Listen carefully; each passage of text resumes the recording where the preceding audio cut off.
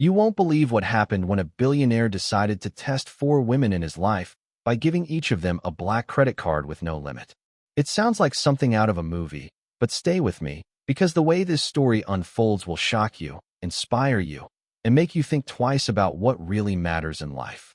Before I continue, make sure you subscribe for more life-changing and emotional stories that will keep you hooked until the very end. Now, imagine this. A man who had built his empire from scratch, who owned skyscrapers, companies, and estates across continents. But deep inside, he carried a loneliness money couldn't erase. His name was Alexander Kane, a billionaire known for his cold demeanor and ruthless business tactics. But beneath that icy exterior was a man obsessed with one question: who truly cared for him, and who only loved what his wealth could provide. Over the years, Alexander had been surrounded by women who all claimed loyalty and affection, but he couldn't shake the suspicion that behind their smiles, behind their sweet words, lay an obsession with his fortune rather than his soul. So, one night, sitting in his glass-walled penthouse overlooking the city skyline, he devised a test, an extraordinary experiment. He would take 4 women close to him, each representing a different connection in his life, and hand them the same weapon of temptation: a jet-black credit card with no spending limit. He wanted to see not only what they would buy, but what their choices revealed about who they were. There was Sophia, the elegant socialite he had been dating, who sparkled at galas and whispered sweet nothings in his ear when the cameras were around. There was Claire, his ambitious business partner, who had stood beside him in boardrooms, but whose hunger for success often rivaled his own. Then there was Isabella, a childhood friend who had reappeared in his life, claiming her care for him was pure and genuine.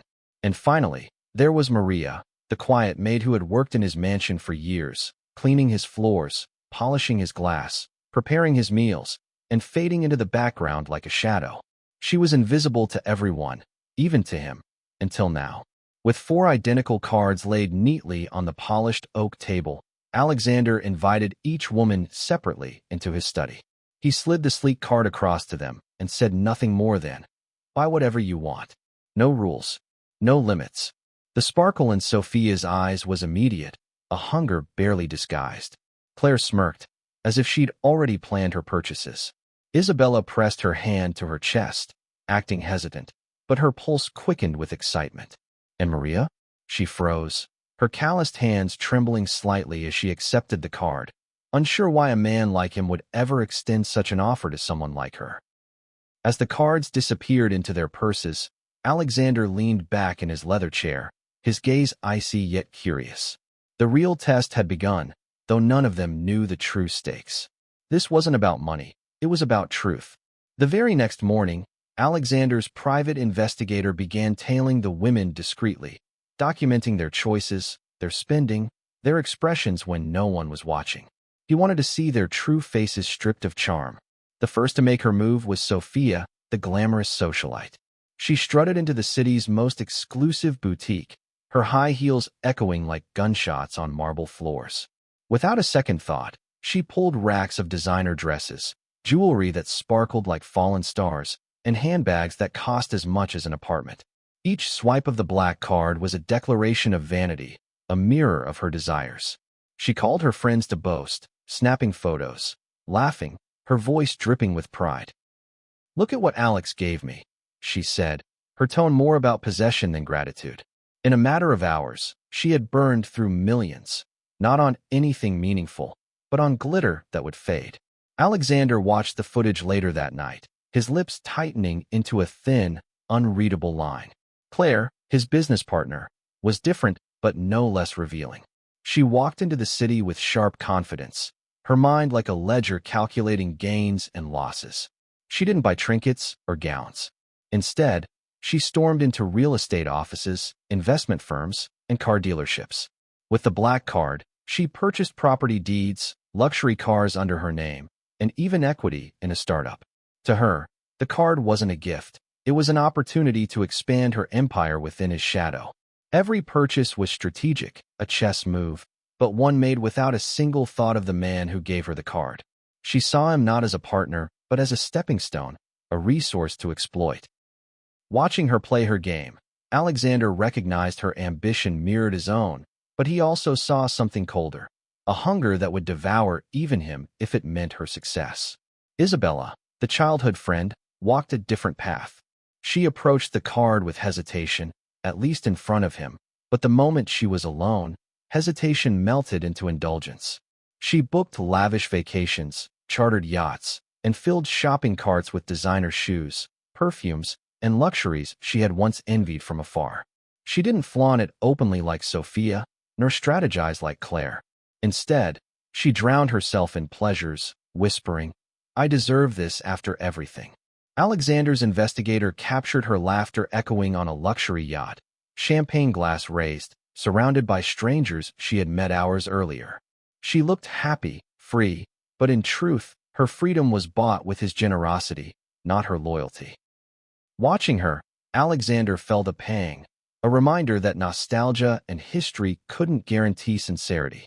And then there was Maria, the maid. She walked through the bustling streets quietly, card clutched nervously in her hand, as if it were too heavy to carry. The world of wealth wasn't hers. She didn't know where to begin.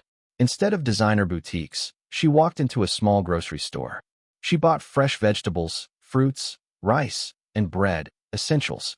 The cashier looked at the black card in disbelief, but Maria only smiled shyly, thanking him with genuine warmth. From there, she visited an old, worn-down house on the edge of town, where her younger siblings lived with her aging mother. She carried the groceries inside, her family's eyes widening with joy. Later that day, she returned with bags of medicine, new school supplies, and second-hand clothes that she carefully selected for her nieces and nephews. She never once bought for herself. Every purchase was for someone else's comfort, someone else's need. With trembling hands, she even paid off hospital bills for her mother and left donations at a small orphanage where she once found shelter as a child. She carried no pride, no ego, only quiet gratitude that, for once, she could give back more than she had ever received. When Alexander saw the footage, he leaned forward, his cold mask slipping for the first time in years. He had expected greed, ambition, indulgence, but what he saw in Maria was something he hadn't felt in decades. Humility, selflessness, love. While the other three women had revealed their hunger for wealth, Maria revealed her heart. He sat in silence for a long time that night, staring at the screen, his thoughts swirling. Maybe, he whispered to himself, this was never about testing them. Maybe it was about testing myself, about seeing what I had forgotten in the world I built. And for the first time in years, the billionaire felt his walls crack. When the four women received the cards, each reacted in her own way, and though they smiled politely, inside their hearts beat with different motives, ambitions, and dreams. The first woman, a socialite dripping with designer jewelry, saw it as a golden ticket to amplify her glamorous lifestyle, and she wasted no time in heading to the most exclusive boutiques, determined to prove herself worthy by surrounding herself with luxury. The second, a cunning opportunist with eyes that glittered more for profit than beauty, plotted to buy items that she could resell at double or triple the price, thinking the billionaire would be impressed by her so-called business acumen.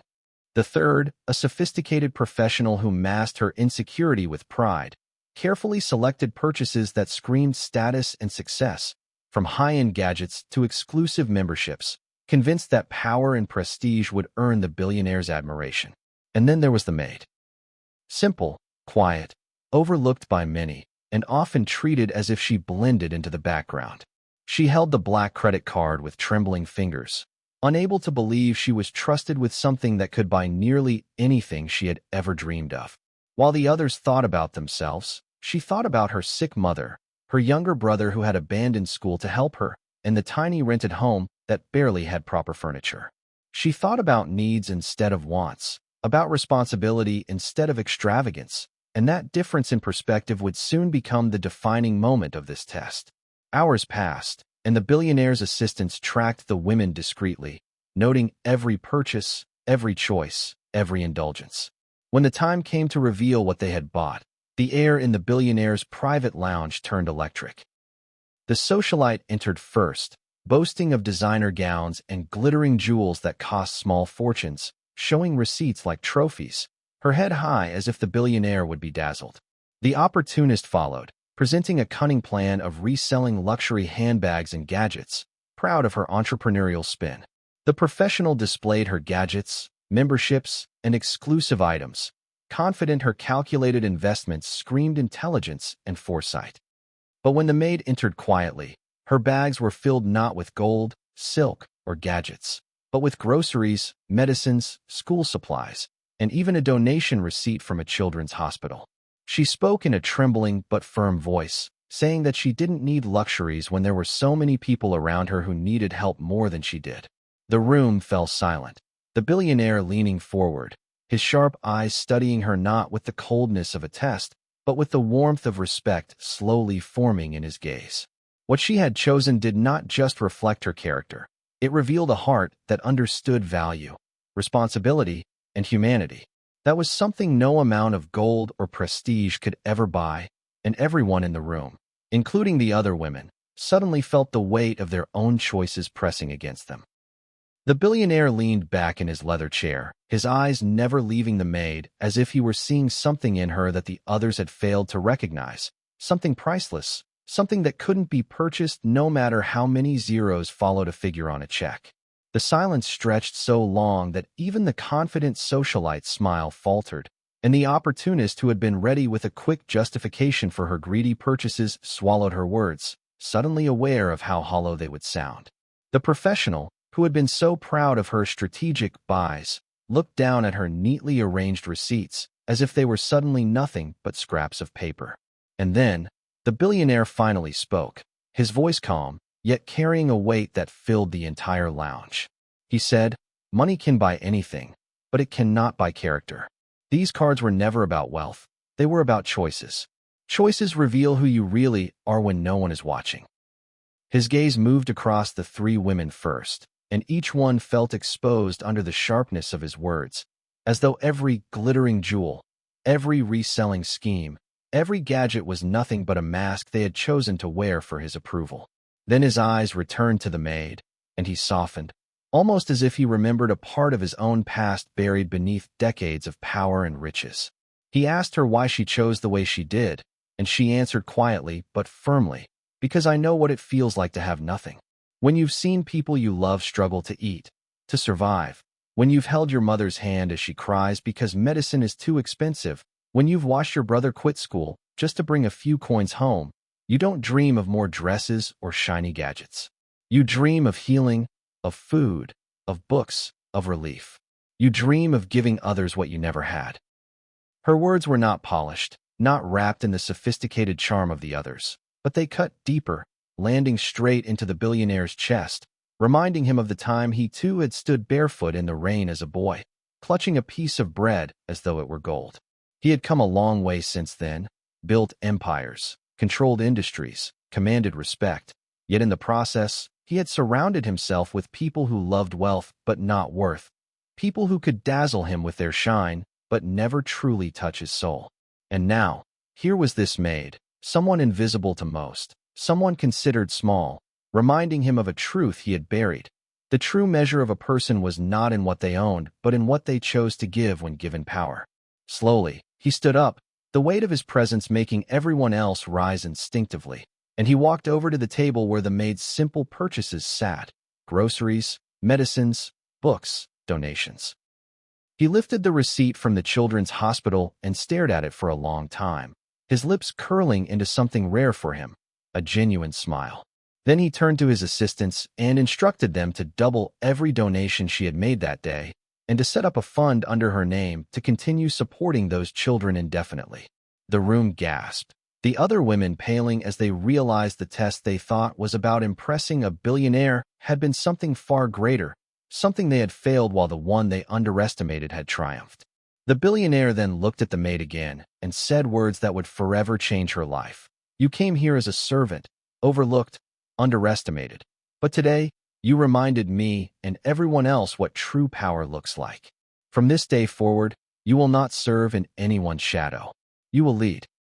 The shock in the room was palpable, the socialite dropping her jeweled bag, the opportunist's mouth opening and closing like a fish without words, the professional frozen in disbelief. The maid trembled, her eyes filling with tears, unable to comprehend how her simple choices had led to this moment. She whispered that she didn't deserve it, that she was just doing what she thought was right, but the billionaire shook his head and said, "That's exactly why you deserve it." And as the weight of his declaration settled, everyone in the room knew that the real test had never been about wealth or glamour. It had been about finding a soul strong enough to carry both compassion and responsibility, and in that test, the maid stood as the only true victor. The air in the billionaire's lounge was so heavy it felt like every second stretched into an eternity, and while the three women stared in stunned silence, the maid stood rooted to the floor, still gripping the black credit card in her trembling hand, as though it might disappear and reveal all of this to be nothing more than a dream. But it wasn't a dream. It was the beginning of a life-altering reality, one she had never dared to imagine. The billionaire placed his hand gently on her shoulder, the same hand that had signed billion-dollar deals, toppled markets, and built empires, now resting with surprising tenderness on the shoulder of someone who had grown up serving food, scrubbing floors, and being treated as if her worth ended with the chores she performed. He said softly, but firmly enough for everyone to hear, "From today, you're no longer a maid. From today, you stand beside me, not behind me." Those words cracked something inside her. A wall built from years of humiliation, silent tears, and dreams abandoned because survival came first.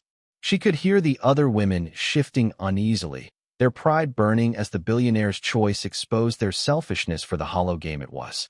Yet even in their envy, none could deny the truth shining in front of them. This maid, with her quiet choices and simple heart, had conquered a test none of them could even comprehend. The billionaire's assistants, well-trained in efficiency, immediately began making calls, and within an hour, papers were drawn up.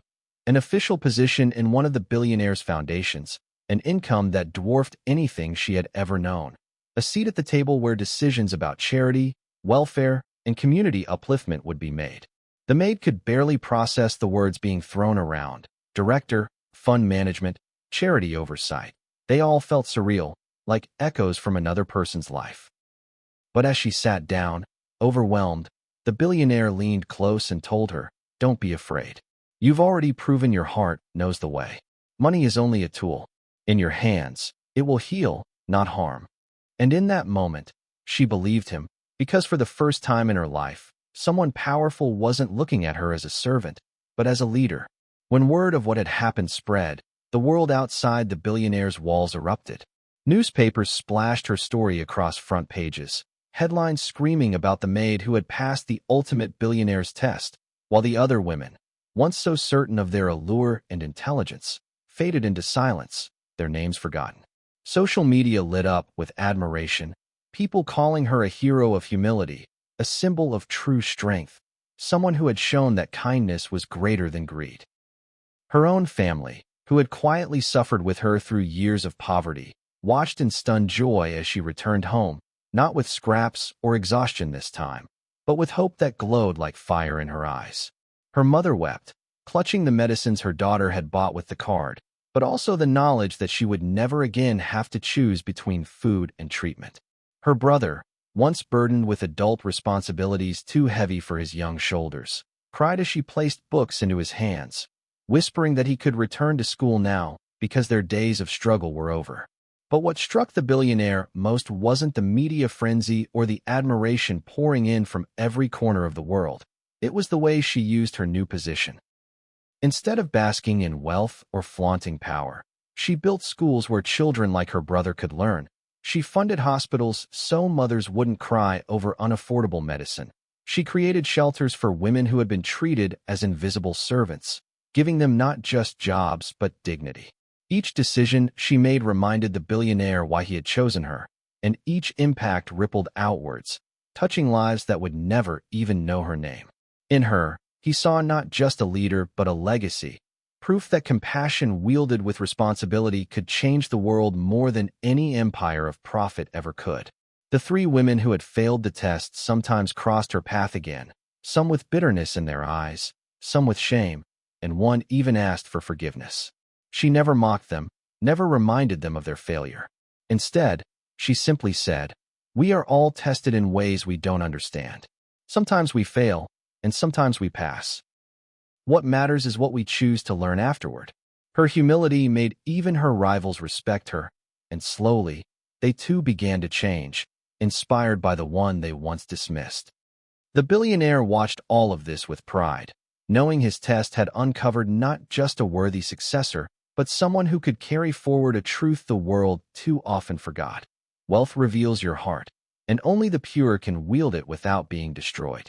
And so the maid, once invisible and overlooked, stood not only as the billionaire's most trusted ally, but as a beacon for millions. She had begun her day scrubbing floors, treated as though her dreams were worthless, but ended it being called something she had never dared to believe she could be: a leader, a symbol, and above all, a reminder that true greatness is not found in what you take, but in what you choose to give when the world finally hands you power.